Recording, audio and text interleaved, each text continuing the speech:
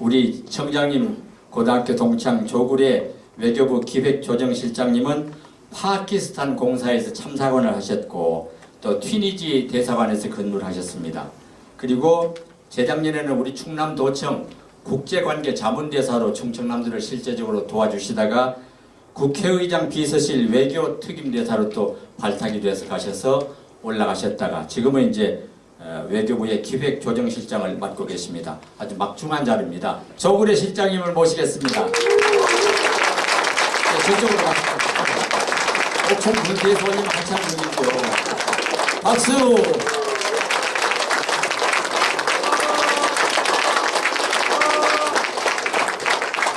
이쪽으로 가십시오. 아까 말씀드렸습니다마는 옥천 군서초등학교를 우수한 성적으로 졸업하셔서 대전중앙중학교 대신고등학교를 나오시고 또 우수한 성적으로 서울대학교를 가셨습니다. 동부청장님은 뒤에서 2등을 했는데 청장이 되셨고 우리 실장님 바쁘신 중에 정말 와주셔서 고맙습니다. 여러분 다시 한번 박수로 환영해 주십시오.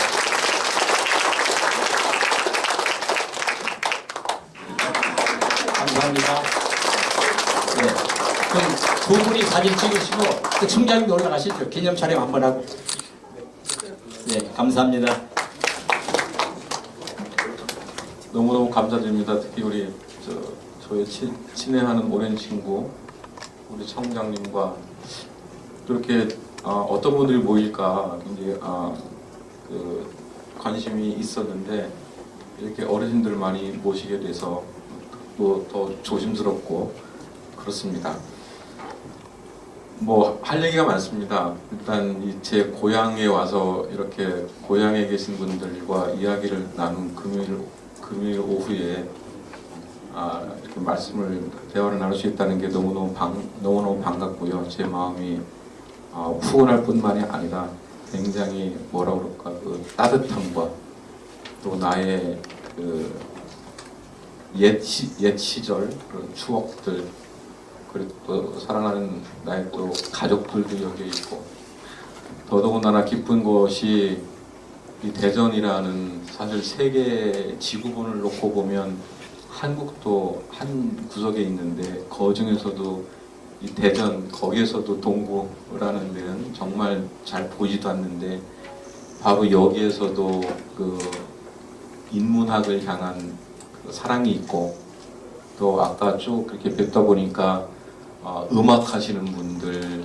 또 그림 그리시는 분들 또 시를 쓰시는 분들 이런 분들이 있던 거 보면 이 한 뼘도 안 되는 작은 곳에 있으면서 온 우주와 온 시간과 삶을 사랑하고 이해하려는 그런 끊이지 않는 그런 열정들이 또 여기서 또 그런 생명의 활동들이 있다는 것에 대해서 정말 한 인간으로서도 커다란 그 감동을 느끼게 됩니다.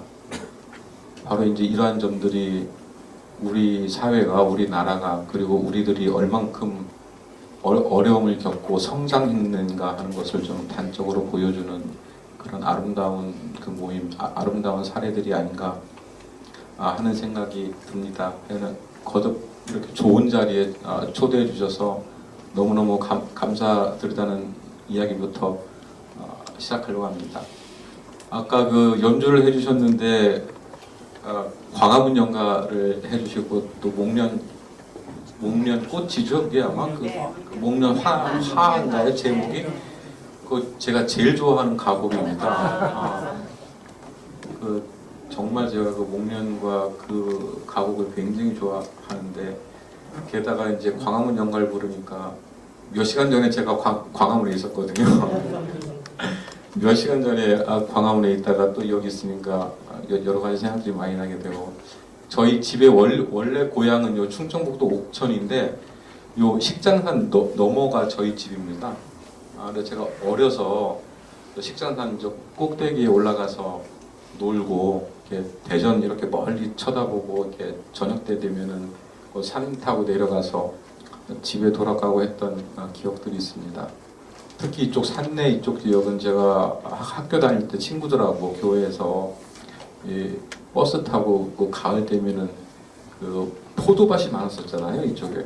그래서 포도밭에 놀러 가고 또 저 개천에서 친구들하고 놀고 했던 그런 추억이 많은 곳입니다. 하여간 그 모든 것들이 저한테 굉장한 행복감을 주는 그런 곳입니다. 저는 이제 직업외교원 생활을 30년을 넘게 했습니다. 제가 1991년도에 외모고시 25회로 시작해서 이제 직업외교원 생활을 시작했는데 지금 이제 2023년이니까 30년을 조금 넘게 외교원 생활을 했고요. 아까 소개해 주신 것처럼 여기저기 근무했었는데 저의 첫 근무지는 텔아비브, 이스라엘이 저의 첫 근무지였고요. 두 번째는 모스크바에 있었습니다. 세 번째는 워싱턴에 있었고 네 번째가 파키스탄이었고 다섯 번째가 튀니지였습니다. 근데 저는 주로 이제 북한 핵 문제하고 미국 관계를 주로 다뤘습니다. 과장도 북핵 과장을 했고 북미 과장을 했고 국장도 이제 북미 국장을 했습니다. 그래서 미국하고 인사 쪽 일을 그동안 많이 했고요. 지금은 아까 소개받은 대로 기술장을 하고 있습니다. 저희 외교부의 인력이 한 6천 명쯤 됩니다. 본부에 1,000명이 있고 제외 공간에 한 1,500명이 있고 그리고 또 지원 인력들이 그만큼 있습니다. 다 합치면 한 5,000명쯤이 됩니다. 우리 제외 공간에 있는 우리 공관수, 대사관, 총영사관, 군관, 출장소 다 합쳐서 한 170개 정도가 됩니다. 그리고 대한민국의 고위공무원이 한 500명쯤 됩니다. 전부처 다 합치면. 이제 외교부에 있는 고위공무원만 300명입니다. 그러니까 이게 외교부가 사실은 조직이나 인력이나 이런 인사면에서는 굉장히 큰 조직인데 그렇다고 이제 예산이 크진 않습니다. 왜냐하면 저희들은 다른 부처처럼 무슨 사업을 한다거나 건물을 짓는다거나 하는 게 없이 그냥 다 활동성이기 때문에 저희 예산은 전체 우리 정부 예산의 200분의 1을 씁니다. 그렇게 큰 예산상으로는 큰 조직은 아니고 또 힘도 없습니다. 왜냐하면 이제 대부분의 공무원들이 힘이라는 게 이제 법령에서 나오거든요. 자기들이 가지고 있는 법에서 나오는데 제가 아는 한 우리 외교부가 갖고 있는 법은 두 가지밖에 없습니다. 외무공무원법하고 정부대표 특별사절 임명에 관한 법 두 가지밖에 없습니다. 그러니까 사실은 다른 부처에 비하면은 법을 가지고 이런 권한도 없고 예산도 없고 그렇습니다. 그렇지만 하여간 사람은 굉장히 많은 곳입니다.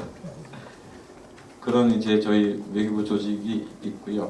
제가 이제 말씀드리고자 하는 커다란 그 흐름은 그냥 제가 제 소회를 이제 나왔는 대로 우리의 삶, 우리의 세계 그리고 미래 이런 걸 주제로 좀 얘기를 하고 그다음에 이제 여기 계신 어르신분들하고 분들의 그 질문이라면 질문일까요? 좀 궁금했던 것을 제가 이제 답변을 하는 형식으로 진행했으면 좋겠습니다. 제가 아까 30년 됐다고 말씀드렸는데요. 지난 30년간 대한민국이 얼마나 놀랍게 발전했는지에 대해서 저는 정말 현장에서 많이 느꼈던 사람입니다. 제가 하나 예를 들겠습니다. 제가 91년도에 갔을 때 91년도에 이제 외교부에 들어가서 이제 사무관 생활을 시작했을 때 저의 첫 봉급이 50만 원이었습니다. 그래서 시간이 많이 지난 다음에 왜 월급이 50만 원일까를 이제 생각을 하기 시작했어요. 도대체 저 50만 원이라는 게 어디서 나왔을까? 근데 제가 답을 찾았습니다. 그 해에 우리나라 1인당 GNP, 1인당 개인소득을 그때 당시 7,000불가량이었습니다. 그러니까 1년에 우리 국민의 평균 한 사람이 벌어들이는 돈이 7,000불인 나라였습니다. 제가 외교부 들어갔을 때. 근데 그 7,000불을 12달로 나누고 환율 계산하면 나한테 저한테 50만 원 주는 게 맞더라고요. 그게 보니까 그러니까 7,000불을 그냥 대략 계산해서 10달러만 나눠도 700불이잖아요. 700불이고 그때는 환율이 1000이 안 됐거든요. 한 뭐 800, 900 막 그랬어요. 그거 얼추 하면은 그냥 50만 원 주면 딱 맞아요. 그걸 매달 줘야 되니까. 그러니까 1년에 한 5, 600 주는 거죠. 그래서 이거 참 정말 신기하게 우리나라 1인당 GNP를 12달로 나눠서 제 월급을 계산해 보니까 딱 맞더라고요. 그 돈을 받는 게 맞더라고요. 지금 우리나라 1인당 GNP가 뭐 통계할 때 좀 다르긴 하지만 35,000불쯤 되거든요. 35,000불 내지는 조금 높게 사는 사람 뭐 4만 불이라고도 하고 그러는데 35,000불을 염두에 두면 제가 한 달에 얼마를 받을지가 거의 계산이 돼요. 이게 나라에서 공무원 월급 주는 게 이거 정말 굉장히 과학적이다라는 생각을 했고요. 제가 받는 월급이 정말 우리나라의 경제 상황을 정확하게 반영하고 있구나라는 생각이 들었습니다. 그게 이제 하나 첫 번째 느낀 거고요. 두 번째는 제가 외교부 처음 들어갔을 때 제가 이제 그 정책국에 처음 들어갔습니다. 외교 정책에 처음 들어갔는데 우리 정책국장님이 주한 영국 대사를 만난대요. 그러니까 한국에 주재하는 영국 대사를 우리 국장님이 만나는데 그 면담 자료를 만들기 위해서 우리 과가 일주일 내내 난리를 치는 거예요. 그 뭐 사람 만나는 게 뭐 이렇게 대단하다고 그냥 만나면 되는데. 그래서 주한 영국 대사를 우리 국장이 만나는데 하나의 과가 매달려 가지고 일주일 동안 일을 하는 그런 조직이었습니다. 근데 지금은 주한 영국 대사는 국장이 우리 외교부의 국장들이 이제는 너무 바빠서 그 주한 영국 대사 정도는 따로 만나지도 않아요. 그냥 전화로 해결하고 맙니다. 이거 대한민국의 위상이 그렇게 바뀌었어요. 옛날에는 그 뭐 대단하다고 주한 외교사절 하나 만나는 거를 그렇게 어렵게 준비하고 힘들었던 데가 외교부였는데 지금은 뭐 주한 미국 대사 정도도 장관이 안 만납니다. 옛날에는 대통령이 만났어요. 지금은 장관도 안 만나요. 차관 정도가 만나줍니다. 주한 미국 대사는. 중국이나 러시아 대사, 일본 대사는 차관 보호 정도가 만납니다. 그러니까 저 같은 사람들이 만납니다. 1급들이. 그 외에 나머지 대사들은 차관 보호도 안 만나줘요. 그냥 국장 정도가 그냥 만나주든가 전화로 해결하든가. 이게 대한민국의 위상이 그렇게 많이 바뀌었어요. 또 하나 사례가 뭐냐면 우리 어르신들은 잘 기억이 안 나시겠지만 그 피백이라는 게 있었습니다. 옛날 그 국제 기구가 BEC라는 게 있었는데요. 피백이 뭐냐면은 환태평양 경제인 포럼입니다. 그러니까 이 태평양 지역에 있는 경제인들이 이게 네트워킹 하려고 만든 국제 기구 비슷한 거예요. 근데 제가 91년도 외교부에 들어갔을 때 이 피백 총회를 서울에서 개최를 하는데 온 외교부가 달라붙었어요. 그 국제 행사를 한다고. 외교부 장관이 거의 매일 대통령한테 가가지고 피백 준비 현황을 보고하고 그랬습니다. 그때가. 그런데 지금은 피백을 누가 담당하는지 아세요? 우리 외교부에서 사무관 하나가 담당할까 말까입니다. 피백 총회를 서울에서 한다면 아무도 관심이 없어요. 그건 가지고 장관한테 보고할 사안도 안 됩니다. 그만큼 이 어떤 국제 사회에 있어서의 우리의 그 컨베닝 파워라고 그러는데 회의를 소집하고 이 모아내는 능력, 그 컨베닝 파워에 있어서 30년 전하고 지금하고는 제가 외교부에 들어갈 때하고 지금의 외교부는 그렇게 천양지차가 납니다. 그만큼 우리가 굉장히 중요한 나라가 됐다는 거죠.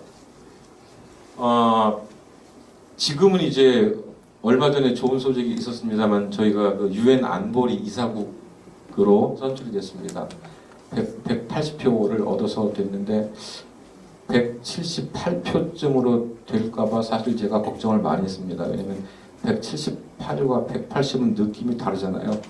일단 그래서 다행히 딱 180표가 나와서 체면구기지 않고 축하를 받으면서 안보리 이사국이 되게 됐고요.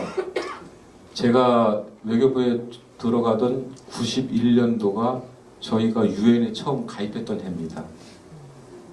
그래서 저는 저 유엔에 대해서 굉장히 저의 삶과 또 저의 삶의 어떤 이 지표, 어떤 마일스톤 혹은 장막처럼 이렇게 좀 구획짓는 듯한 느낌이 있는데요.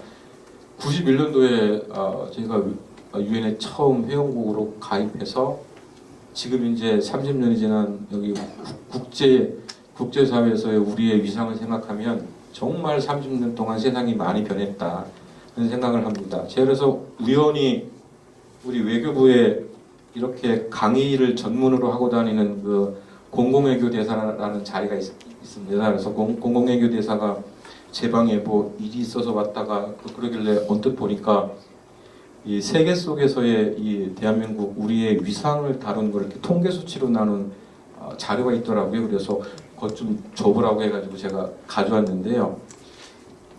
우리가 지금 이 30년이 지나서 이렇게 정도가 됐습니다. 산업용 로봇 이용률이 그리고 2년 연속 그 블룸버그라는 데서 하는 세계 혁신 지수 세계 1등입니다. 한국이. 그 다음에 그 R&D 비중 그리고 반도체 세계 시장 점유율 그리고 조선업 석유화학업 여기 세계 2위입니다. 저희가. 그 다음에 제조업 경쟁력 그리고 유엔이 평가한 전자정부 평가 그래서 저희가 세계 3위고요. 코로나 백신 수출 특허 출원 건수에서 저희가 세계 4위입니다.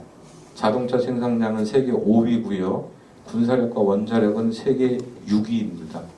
글로벌 무역 규모 세계 7위고 또 세계에서 7번째로 달 궤도선 단우리를 발사했습니다. 방산 수출 규모는 세계 8위고 유엔 예산 분담률은 세계 9위고 경제력은 세계 10위입니다.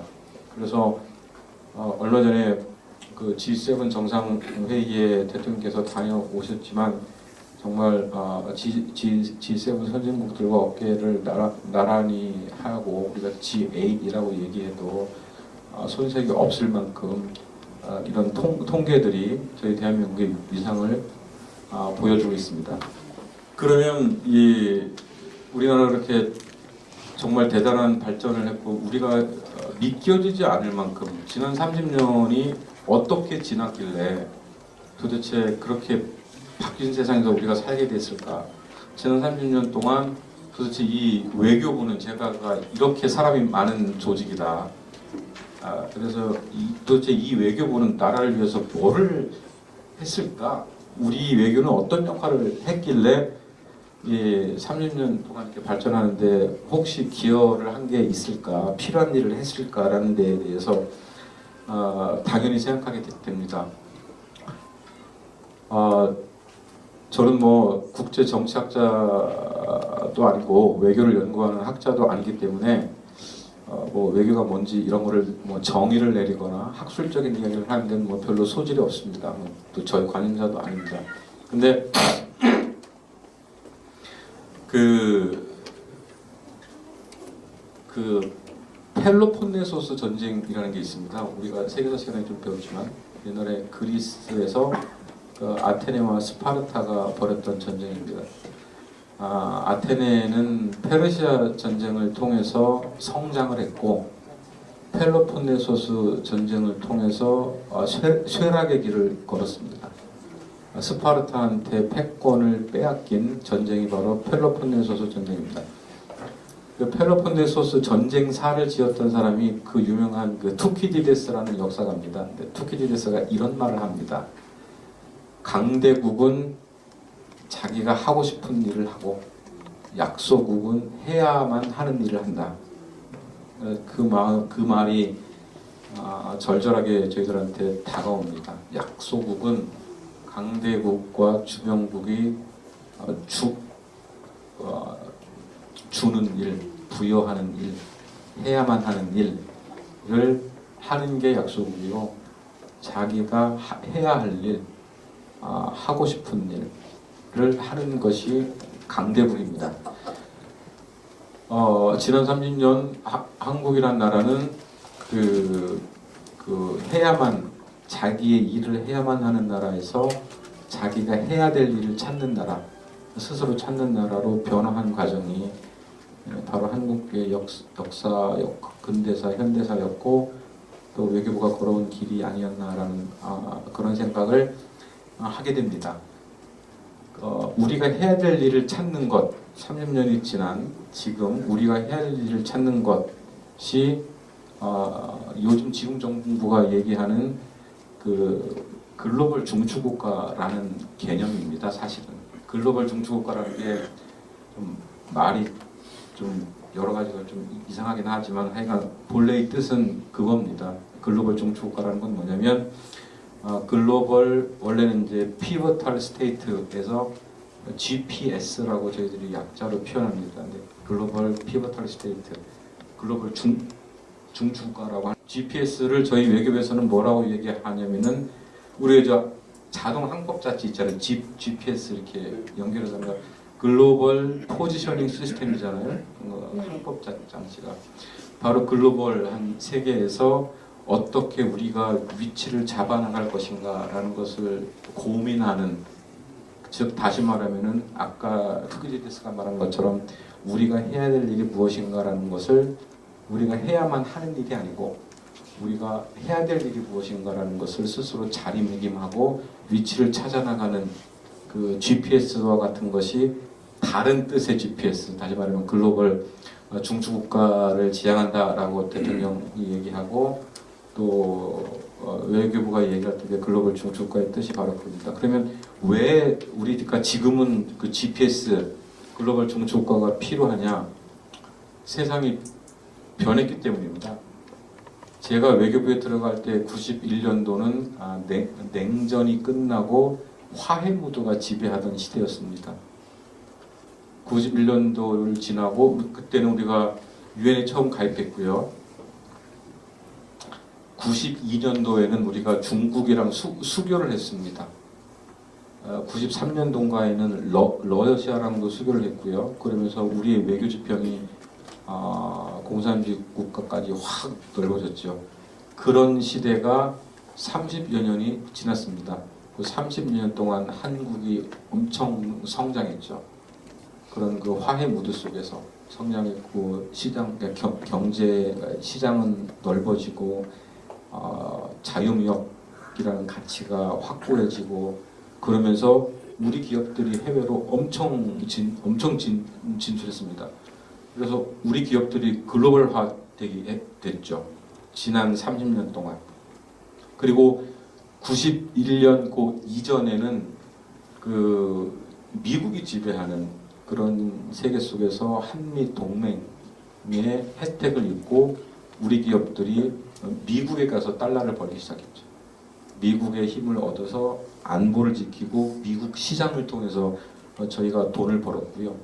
그런 힘을 한 30년 축적하고 났더니 91년도부터는 전 세계적인 해빙 무드가 생겼어요. 그러면서 축적된 우리의 힘이 그 시대적 조류 속에서 엄청나게 세계적으로 진출하기 시작했습니다. 그렇게 우리가 60년, 70년을 거의 매해 빠짐없이 성장해 온 겁니다. 그 결과가 아까 제가 말씀드린 G8 정도의 수준까지 오게 됐고요. 그러면 다시 얘기를 돌려서 왜 우리가 GPS를 해야 되느냐? 왜냐면 지금 시대가 또 한 번 변하고 있습니다. 제가 이제 30년 외교 생활을 마치고 퇴직할 때쯤 되니까 세계가 또 한 번 지금 변하기 시작했습니다. 그게 뭐냐면 우리 지금 어르신들 잘 언론을 통해서도 알고 계시고 하는 것처럼 중국과 러시아가 불과 몇 년 전에 보던 중국과 러시아가 아니죠. 중국과 러시아의 행태가 확연히 달라지고 있습니다. 미국도 몇 년 전에 보던 미국이 아니죠. 미국도 변하고 있습니다. 그리고 몇 년 전에는 상상도 못했던 한 나라가 한 나라를 침략한다는 저런 우크라이나 사태 같은 것이 지금 벌어지고 있고, 북한의 도발 행태도 훨씬 노골화되고 있고, 중국과 러시아는 그런 북한의 행태에 대해서 그 북한의 정당한 안보 우려를 뭐라 그러나 어드레스 해야 된다고 그러죠. 그러니까 정당한 북한의 안보 우려를 들어줘야 된다라고 이제 얘기를 할 만큼 세상이 이렇게 많이 변했습니다. 코로나 사태라는 거와 기후 변화라는 것은 이 글로벌한 이 세계가 얼마나 위험할 수 있는지, 우리가 누리고 있는 일상이 얼마나 손쉽게 파괴될 수 있는지라는 것을 극명하게 보여준 사태였습니다. 조금 더 다른 말로 표현하면 중국과 러시아와 같은, 북한과 같은 그 지정학적 위협이라는 것이 돌아왔고요. 두 번째는 그 지경학적 위협이 다시 대두됐습니다. 온 나라가 경제 전쟁을 하고 있죠. 공급망이라든가 요즘 그 뭐 식량 가격이라든가 이 핵심 부품 가격이라든가 이런 또 공급망 교란 이런 문제를 이제 통틀어서 지경학적 도전이 다가오고 있다고 저희들이 얘기를 하고 있고요. 또 하나 위협이 있습니다. 글로벌한 차원에서의 범세계적 위협이 또 등장하고 있습니다. 그건 뭐냐면 아까 말씀드린 대로 팬데믹이라든가 기후변화라든가 이런 것은 국가 간에 협력하지 않으면 해결할 수 없는 문제.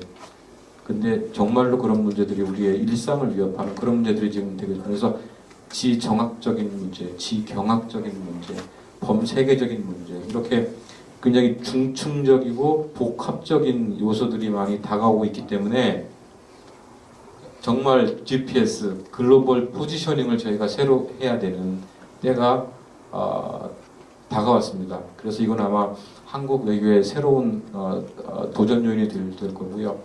지금 여기서 우리가 어떻게 하느냐에 따라서 앞으로 30년, 더 나아가선 60년, 마치 지난 30년과 그 전의 30년 동안 우리가 성공적으로 대처해 와서 여기까지 온 것처럼 지금 만약에 우리가 지금 다가오고 있는 이런 새로운 복합적인 삼중의 중축적인 이런 도전들을 잘 해결해 나가면 앞으로의 30년, 그 후의 30년 동안 대한민국은 훨씬 번영할 겁니다.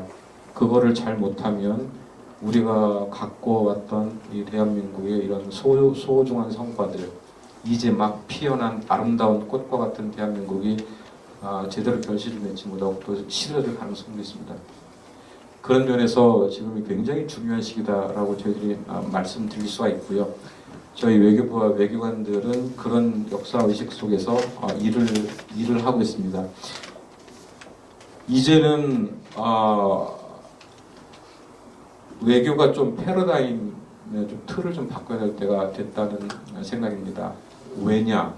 그건 제가 방금 말씀드린 대로 30년 동안 변화된 한국의 위상과 역할과 힘, 중요성이 그러하고, 두 번째는 우리가 처해 있는 환경이 근본적으로 변하기 때문에 우리가 여기에 적응하지 않으면 이제 살 수가 없고, 이 아름다운 꽃과 같은 대한민국, 6.25 전쟁 났을 때 저희들 1인당 GNP가 얼마였는지 혹시 아세요?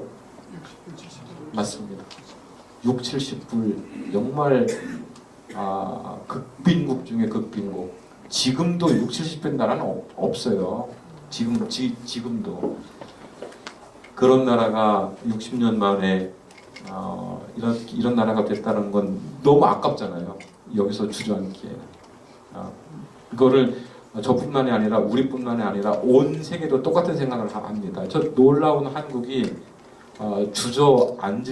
앉으면 굉장히 어떤 문명과 역사와 사람의 생명과 힘과 이런 거에 대해서 실망하는 철학자들이 많을 겁니다. 굉장히 실망하는 인문학자들이 많을 거예요.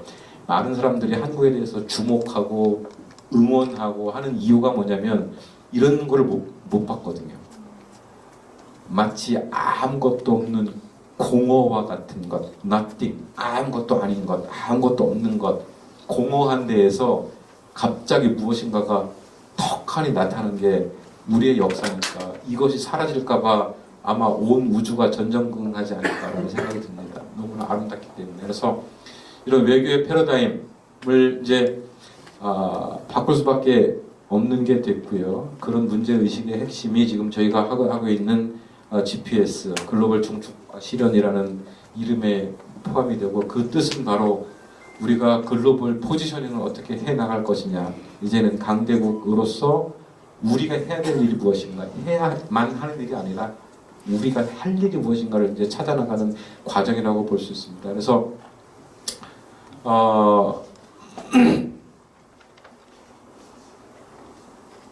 그래서 이제 여러 가지를 저희들이 지금 하고 있습니다.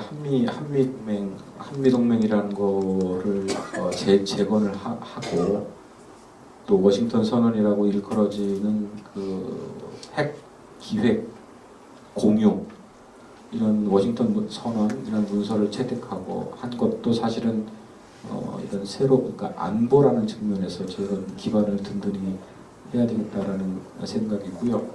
실제로 이 안보라는 것은 우리가 지금 역사적으로 보면은요,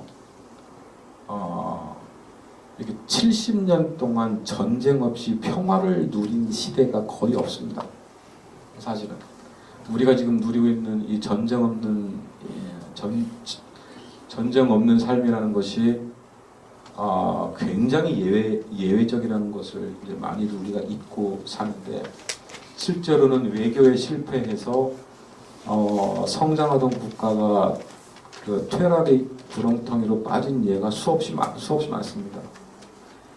한국 외교가 무엇을 잘했느냐라고 얘기하면 저도 별로 할 얘기는 없어요. 근데 우리가 그래도 실수하지 않은 게 있습니다. 뭐냐면 나라의 안보를 위태롭게 하지 않았습니다. 그게 굉장히 중요합니다.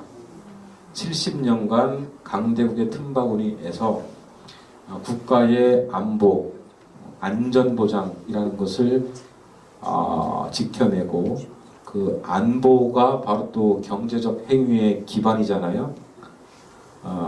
안보를 지켜내고 국민을 위험 속에 빠뜨려뜨리지 않았다는 거는 사실 모든 외교관들이 해야 될 기본적인 책무인데 그런 면에서 보면은 대한민국 외교가 지난 70년간 안보 외교를 잘했다. 물론 어느 분들은 북핵 문제를 해결하지 못하지 않았느냐. 북핵 문제를 해결하려고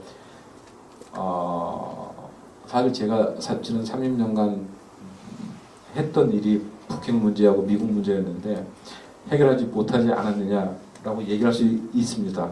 물론 해결하지 못했어요. 그렇지만 우리가 북핵 문제 때문에 우리를 위험에 빠뜨려뜨리지는 않았습니다.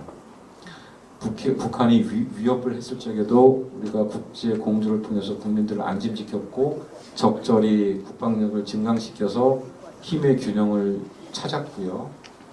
그런 일련의 노력들을 저희가 지금 다시 하고 있습니다. 그게 지난번에 그 워싱턴 선언이라고 얘기되어지는 한미동맹 재건 강화라는 것이 그런 축이라고 말씀드릴 수 있고요.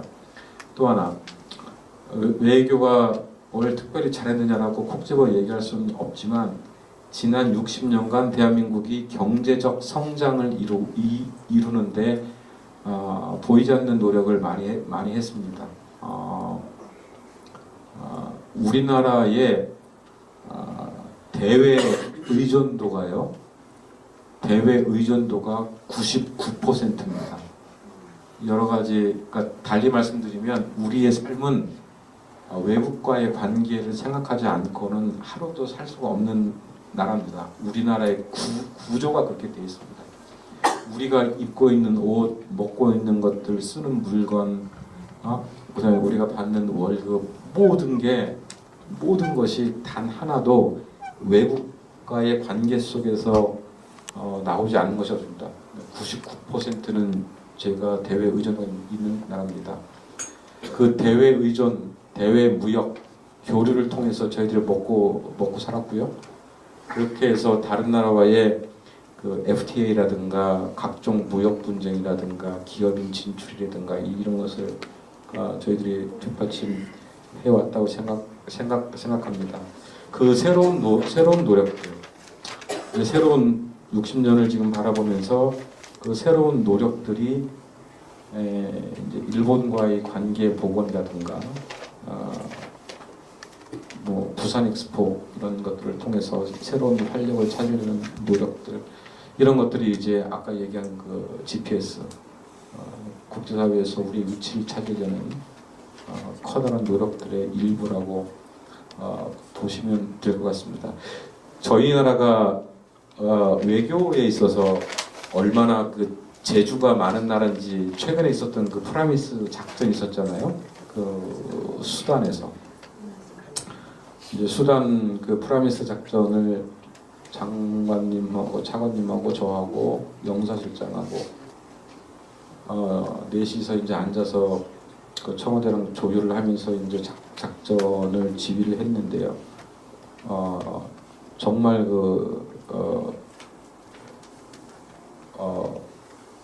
우리가 그런 작전을 할 만큼 우리의 군사력이나 외교력이 성장했다는 것을 말씀을 드립니다. 그러니까 그 수단이라는 나라가 그 카르툼이라는 수도는 이제 정부군이 장악을 하고요. 그 주변 지역 전부는 그 반군이 장악을 한 나라였습니다. 그래서 근데 그 정부군은 사우디아라비아랑 가깝고 주변에 있는 반군은 전부 그 UAE라는 나라랑 아주 가까웠습니다. 우리 국정원하고 공관으로부터 그 현지 정세에 대한 보고를 받고 우리가 제일 처음 한 일은 사우디 장관한테 우리 장관이 전화를 해서 정부군이 대한민국 국민들을 함부로 위협하지 못하게 하고 또 UAE 외교장관하고 바로 전화를 해서 혹시 우리 교민들이 그 카르툼 수도 지역을 떠나서 어디 대피 이동하게 될 경우에 UAE가 도와달라. 그래서 UAE에서 걱정 마라. 그러니까 너희 나라의 국민은 바로 우리나라의 국민처럼 돼야겠다. 그래서 사실은 그 UAE 대사가 이제 그 UAE 대사가 이제 본국 정부의 지시를 받고 UAE 대사가 자기 관저에 우리 교민들을 다 불렀습니다. 근데 이제 그리고 부르고 거기서부터 이제 그 한국까지 이제 30시간을 넘게 이제 탈출 작전을 하는데 그때 UAE가 방탄차와 경비 호송원을 다 제공을 했어요. 그래서 이제 UAE의 도움으로 이제 저희가 빠져나오게 됐고요. 그만큼 한국과 UAE 관계가 돈독하기 때문에 그런 지원이 가능했던 거고, 그렇게 이동하는 동안에 저희들은 비행기 2대하고 배 1대를 현지에 보냈죠. 그래서 수단 옆에 있던 그 지부티라는 조그만 나라가 있습니다. 그 지도에서 찾기도 쉽지 않아요. 근데 지부티에 우리 구종기를 보내서 대기시키고 있다가 차를 타고 나오는 우리 교민들을 수단으로 날아가서 실어서 사우디 쪽으로 옮긴 다음에 큰 비행기를 통해서 우리 국민들을 다 데리고 왔는데요. 우리가 데리고 나올 때 뭐 그냥 몸만 빠져나온 게 아니라 기르고 있던 개, 고양이까지 다 데리고 왔습니다. 그만큼 우리가 그런 우리의 힘을 저 멀리까지 투사할 수 있는, 우리의 힘을 투사할 수 있는 능력이 있는 나라고요.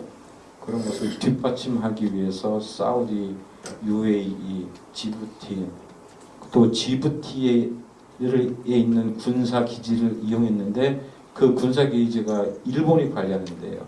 그러니까 일본 이런 모든 나라와 다 네트워킹을 하면서 몇 시간 내에 작전을 벌일 수 있는 나라가 한국이라는 걸 좀 말씀드리고요. 우리가 나오면서 그 일본 사람들도 6명인가를 구했잖아요. 이게 일본이 어떨 때 보면은 잘하는데 어떨 때 보면 좀 느리거든요. 희한하게.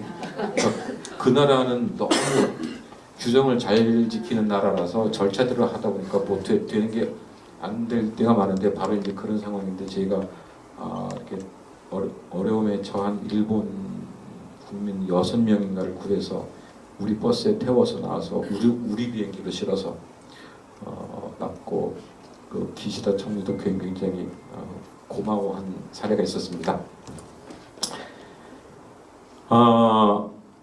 그래서 이제 마지막으로 이런 말씀 드리고 싶습니다. 그 맨날 그 외교에서는 국익이 제일 중요하다고 이제 하는데 국익이 뭐냐? 저도 오랫동안 국익이 무엇일까를 생각했는데요. 국익의 내용을 정하는 것은 예컨대 지난 정부에서는 한중 관계를 전략적 협력 관계로 발전시키는 게 국익이라고 얘기했고 지금은 한중 관계를 당당하고 건강하고 그다음에 상호주의에 따라서 성숙하게 가지고 나가는 것이 국익이다라고 얘기합니다. 내용이 다르잖아요. 그럼 국익은 어디 있느냐라는 질문이 늘 어려운데 저도 오랫동안 고민했습니다. 국익이 뭘까? 국익이라는 게 제가 내린 결론은 국익은 내용물이 아니라 형식입니다. 우리의 형식. 그러니까 마치 마치 칸트가 말하는 정언명법 내 의지의 준칙이 보편 입법 원칙에 타당하도록 행동하라 라고 말하는 그 형식 안에서 각각의 사람들은 자기의 존재를 갖춰서 그거를 구현해 나가잖아요. 그러니까 칸트가 말하는 실천이성이라는 것은 정언명법이라는 것은 내용은 얘기하지 않습니다. 그 내용은 각자가 채워나가는 것입니다. 다만 칸트는 그런 형식을 이야기하죠. 도덕률의 형식을 이야기합니다. 제가 생각하는 국익은 바로 칸트의 그런 정언명법처럼 일종의 형식입니다. 그 속에서 우리 국가가 존립하고 국가가 성장해 나가고 하는 그 기본 룰에 관한 것입니다. 그거를 누가 채울 것이냐, 어떤 내용으로 채울 것이냐, 그건 우리가 하는 일입니다. 매번 주어진 상황 속에서, 매번 새로운 도전 과제 속에서 우리가 하나하나, 그래서 여러 어르신들과 또 동구에 계신 분들, 또 저 같은 직업적인 외교에 종사하는 분들, 또 문화, 예술, 학술, 인문 활동을 하시는 분들, 이런 분들의 다 활동과 생각들로 그 국익을 채워나가는 것이지 국익은 무슨 실체처럼 저기에 존재하는 것이 아닙니다. 우리가 국익은 따라서 실체가 아니기 때문에 변할 수 있는 것이고, 그렇지만 국익은 안 변합니다. 국익의 내용물은 변할 수 있습니다. 그렇지만 마치 정언명법처럼 국익이라는 것은 변하지 않고 오히려 그게 있기 때문에 우리의 국가로서의 삶이라는 것이 가능할지도 모릅니다. 그래서 국익은 그렇게 이해를 하고 있고요.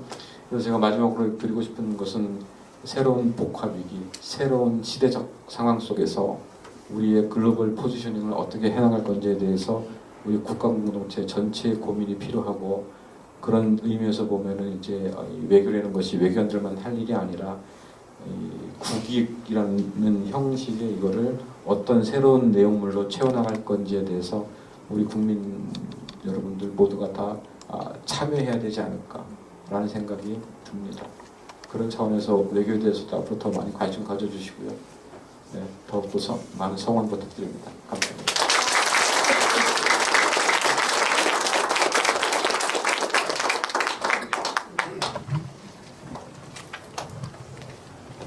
이제 물 한 잔 드시고요. 실장님한테 질문하시고 싶은 얘기나 말씀드리고 싶은 거 있으신 분은 손 들고 얘기를 해주시죠. 월급이 50만 원이셨는데 지금은 얼마인지.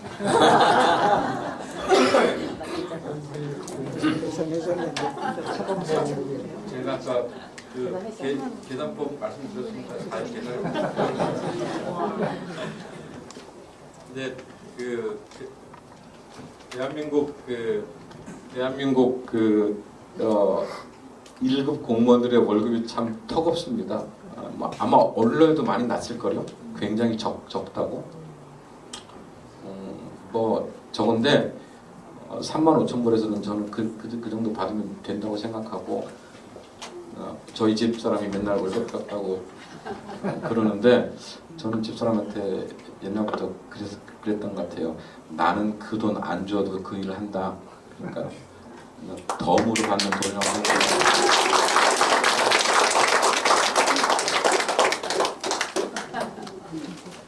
그거 찾아보세요. 인터넷에 다 공개돼 있어요. 월급이 정말 형편없이 작아요. 근데 이제 집사람을 많이 받아오면 좋지요. 질문 없습니까?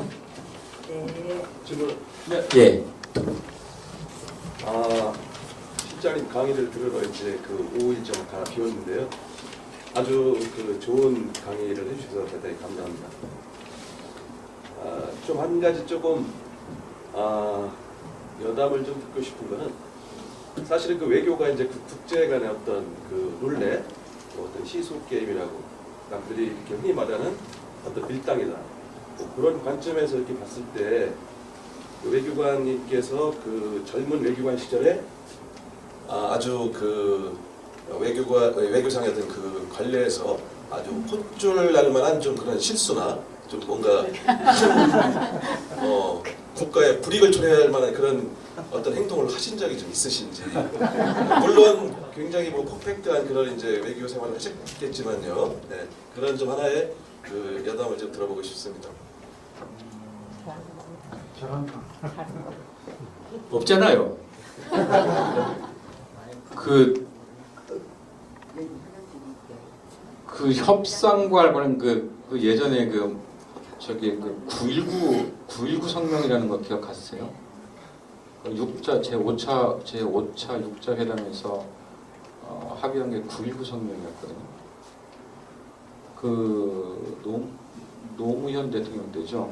노무현 대통령 때 9.19 합의해가지고 뭐 환영 플랜카드 쓰고 그때는 대단했었는데요. 그게 사실은 뭐 제대로 뭐 이행도 안 됐고 지금 다 사문서가 돼버리지만 당시 9.19 합의라는 게 대단한 문서인 것처럼 한반도에 드디어 핵 문제는 해결되는 것처럼 됐었죠.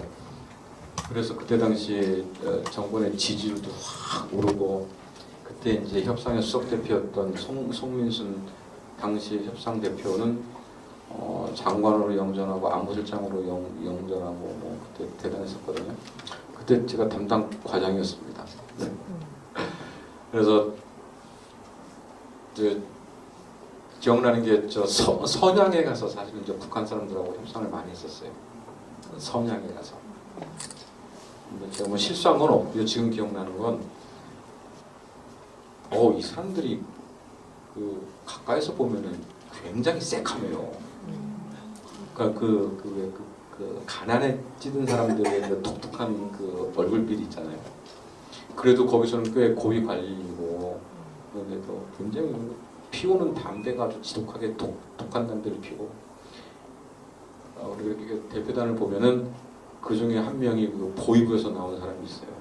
그건 그냥 느껴져요. 그러니까 아무리 협상을 해도 보이부에 나오는 사람이 끄덕끄덕하지 않으면 되는 게 없어요. 그런 어떤 독특한 그 북한 사람들 하고 지냈던 기억들이 나고요. 이스라엘 군말 쪽에는 우리 교민이 그러니까 이스라엘 팔레스타인 그 총격 막 벌어지고 있는데 그 사이에 이제 끼어서 탈출을 못했는데 제가 거기 들어가가지고 교민들을 구해 나왔던 기억이 있어요. 그런 기억들이 있어요. 그런 어려움들 겪었던 기억들이 나고요. 또 하나 기억나는 장면은 좀 가슴이 서늘했던 기억 중에 하나는 트럼프가 처음 이제 대통령 됐을 때 그 블러디 노즈라는 말 기억하시죠? 북한을 이렇게 블러디 노즈가 이제 그 코피 터뜨린다는 얘기거든요. 싹코피 터뜨린다고 확 한번 때려서 근데 이제 그래가지고 실제로 미국이 북한에 대해서 그 군사 작전을 할 가능성이 있다는 식으로 한국 언론도 많이 보도가 됐었어요. 그 문재인 정권 초기였고 트럼프가 막 들어섰을 때였죠. 그때 제가 이제 그때 이제 북녘장 때였는데 그때 이제 미국을 갔는데 미국 그 백악관 국가안보부 장관이 우리 장관한테 장관하고 보좌관 한 명만 데리고 자기 방에 오라고 그러더라고요. 그래서 이제 우리 장관님하고 저하고 둘이 백악관에 들어갔어요. 국가안보부 장관 방에 갔는데 그때 이제 자기들의 계획을 쭉 그 미국 국가안보부 장관이 이제 북한을 어떻게 할 것인가에 대해서 쭉 브리핑을 하는데 그때는 정말 좀 선을 하더라고요. 제가 구체적으로 내용은 밝힐 수 없지만 그래서 이제 그걸 끝나고 서울에 들어가서 밤새도록 한 A4 용지로 20페이지 정도의 보고서를 만들었던 기억이 나요. 그래서 재밌는 거 한다고 했다.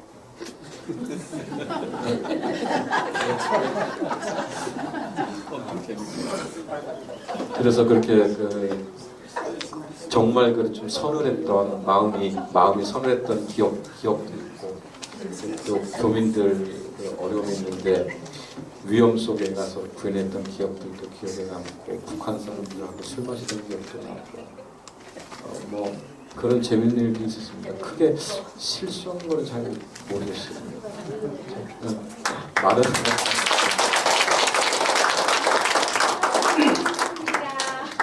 예. 저도 제가 만난 공무원 중에 제일 높은 분이신데요. 그래서 감사드리고요. 외교관을 처음부터 되시고 싶어서 외교를 아니에요. 보신 건가요? 아니에요. 저는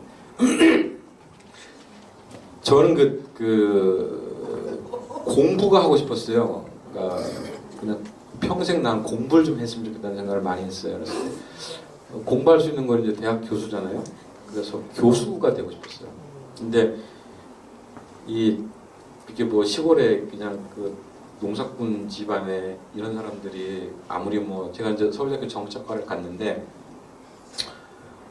난 이제 정치학 교수가 되고 싶었거든. 특히 정치 사상, 정치 철학 이런 데 관심이 많았어요. 근데 그 교수가 되려면은 뭐 미국 유학을 다녀와야 되는 줄 알았어요. 그때 참 바본데 사실 그 유학 안 가도 교수하고 학위하는데 문제 없거든요. 근데 그때는 그걸 몰랐어요. 그러니까 이게 뭐 알려주는 사람도 없고 그리고 집에 돈이 없어도 유학을 가는 길이 많아요. 장학금도 막 있거든요. 근데 저는 그것도 몰랐어요. 그러니까 이 바보가 그냥 막연한 생각만 하는 거예요. 막연한 생각만. 나는 공부하기를 좋아하는데 그러려면 교수가 되고 싶어서 교수를 돼야 되려면 또 유학을 가야 되는데 유학을 가려면 돈이 필요한데 근데 난 돈이 없는데 어떡하지? 이렇게 단순한 논리. 그러니까 이제 이게 주변에 이제 그런 거를 가르쳐주는 사람이 없으니까 그런 거예요. 그래서 근데 이제 이렇게 대학교 3학년 때인가 2학년 때인가 이렇게 그 중앙도서관을 이렇게 걷는데 이렇게 방이 붙었더라고요. 외모시를 본다는 방이. 근데 거기 맨 밑에 보니까 이렇게 당장 표시를 하고는 이 외모시 붙으면 유학을 보내준다는 거예요. 그러니까 갑자기 모든 게 싹 다 해결되잖아요. 내가 저거를 붙으면 유학을 보내주는구나. 그럼 내가 저걸로 해서 유학 가서 공부를 해서 내가 그럼 교수 길로 도망가면 되겠구나. 이제 그렇게 생각해서 그냥 그 외모시를 보고 온 거예요. 유학 가려고.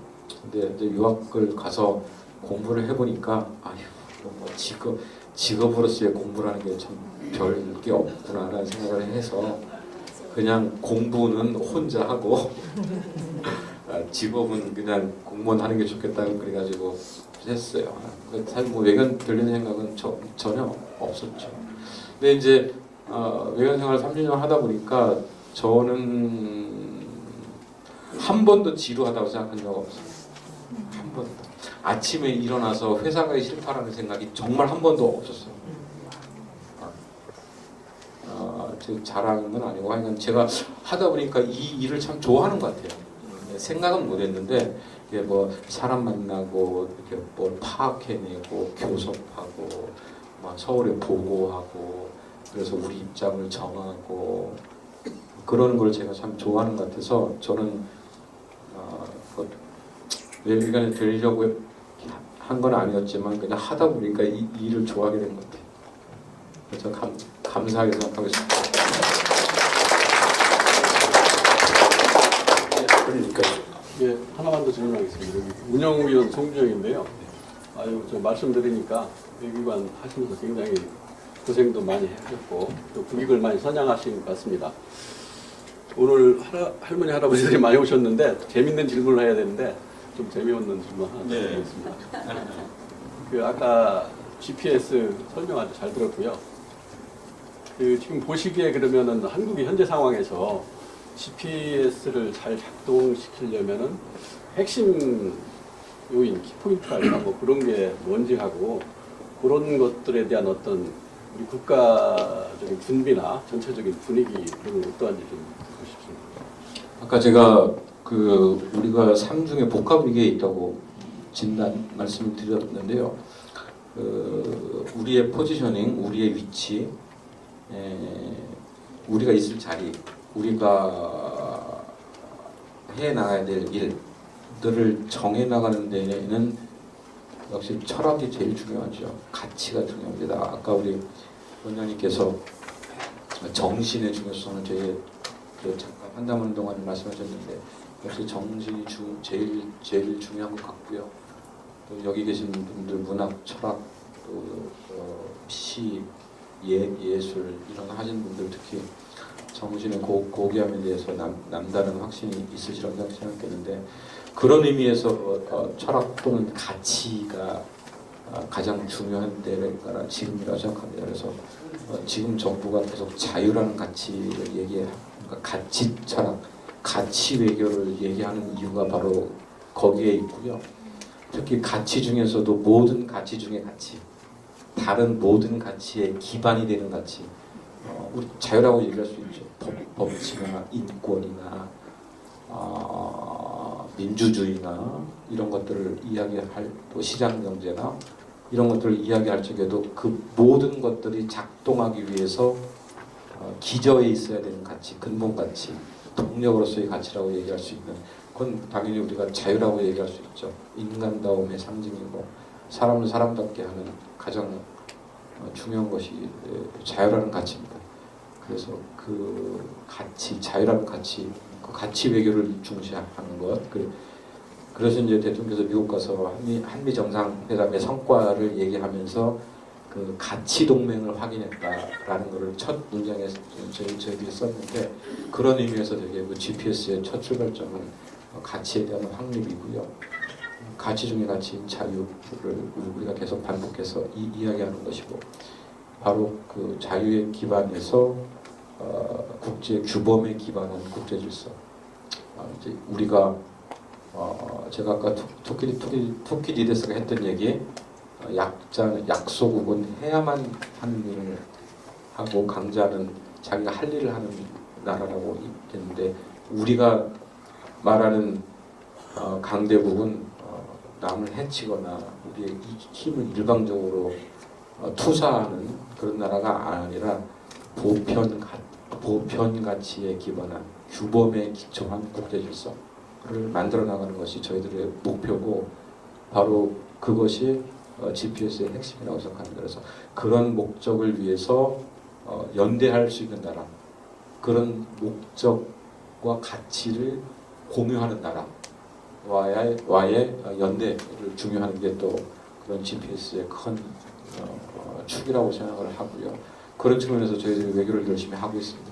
그러니까 우리나라를 힘에 좌우되거나 우리 힘을 함부로 남용하는 그런 나라가 아니라 자유라는 고귀한 가치를 존중하고 규범에 따른 국제법과 국제 질서 그런 거를 만들어 나가는 그런 나라를 만들려는 게 지금 우리 대한민국 정부의 가치 외교라고 말씀드릴 수 있습니다.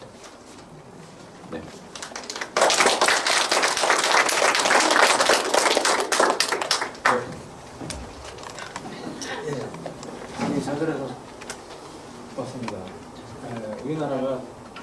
1953년 이후 2023년 한 70년 동안 전쟁 없는 나라를 이렇게 어떤 보게 했는데 외교부의 역할도 컸으리라 봅니다.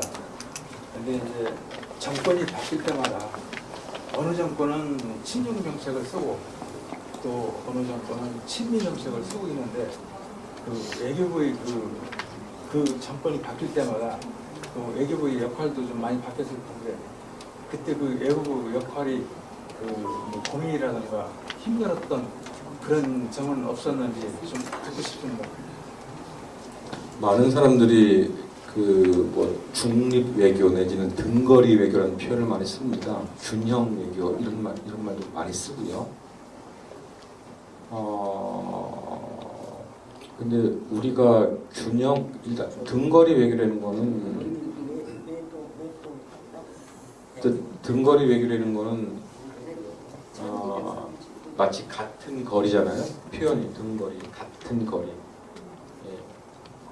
근데 그거는 굉장히 그 힘을 하나의 선으로 가정을 하고 공간, 스페이스로 가정을 하고 거기에서 일정한 거리를 유지하는 듯한 인상을 주는 게 이제 등거리 외교라는 의미고 사실 대부분의 사람들은 그런 등거리 외교를 균형 외교 내지는 중립 외교와 같은 것으로 이해를 합니다.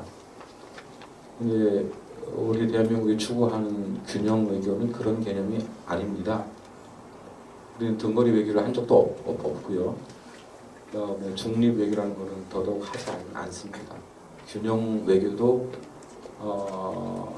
뉘앙스가 좀 이상하기 때문에 오염된 말이기 때문에 더 이상 오염된 단어인 균형 외교라는 말도 쓰지 않습니다.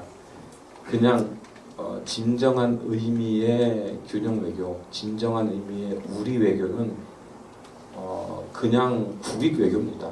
그 무슨 얘기냐면 등거리를 유지하는 게 아니라 우리의 국익을 기준으로 해서 외교를 하는 것입니다.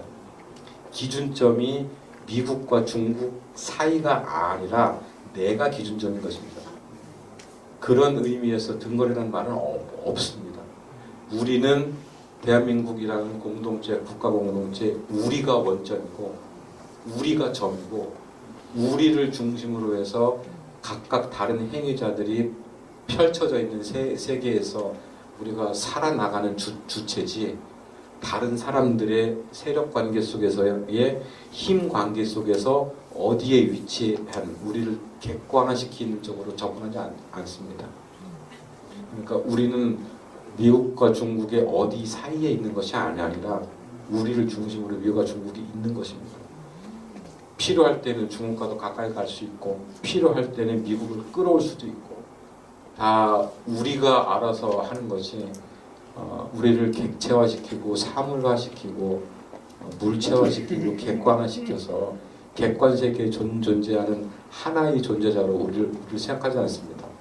우리 외교관들은 사무관들은 또 그렇게 교육받지 않습니다.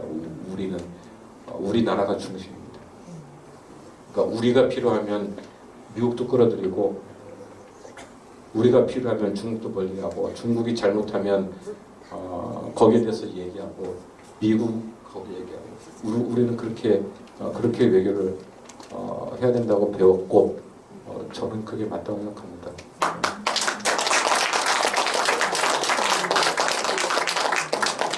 그러니까 외교 정책을 외교부에서 입안해서 대통령께 제안하는 거죠. 그러면 그렇게 돼야죠. 예. 그러니까 이제 해마다 정권이 바뀌면 해마다가 아니라 정권이 바뀔 때마다 국제관계 질서가 바뀌잖아요. 근데 불안한 건 이제 국민이지. 그러나 이왕 그렇게 바뀌면 확실히 할 수 있도록 국민들을 믿고 지지해 주는 수밖에 없을 것 같고 또 이건 사실 역사가 평가하는 거지 당장 뭐 어떻게 되는 건 아니지 않습니까? 그러니까 잘하실 수 있도록 좀 기도해 주시고요. 하십시오.